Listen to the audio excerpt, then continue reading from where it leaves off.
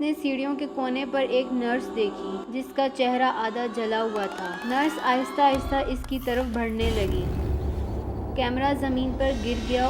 Video धुंधली हो गई। सिर्फ कदमों की चांप और चीखों की आवाज बाकी रह गई। अगले दिन पुलिस को सिर्फ इनका कैमरा मिला जिसकी आखिरी रिकॉर्डिंग यही थी। कहा जाता है आज भी अगर कोई इस हॉस्पिटल में कैमरा लेकर जाए तो वहाँ किसी के कदमों की आवाज रिकॉर्ड होती है मगर कोई नजर नहीं आता। तो दोस्तों ये थी आज की कहानी। अगर आपको कहानी पसंद आई हो तो वीडियो को लाइक कीजिए, अपने दोस्तों के साथ शेयर कीजिए, कमेंट ज़रूर कीजिएगा और कहानी वाइब्स को सब्सक्राइब करना ना भूलिए। मिलते हैं अगली कहानी में, तब तक के लिए अल्लाह हाफ़िज़।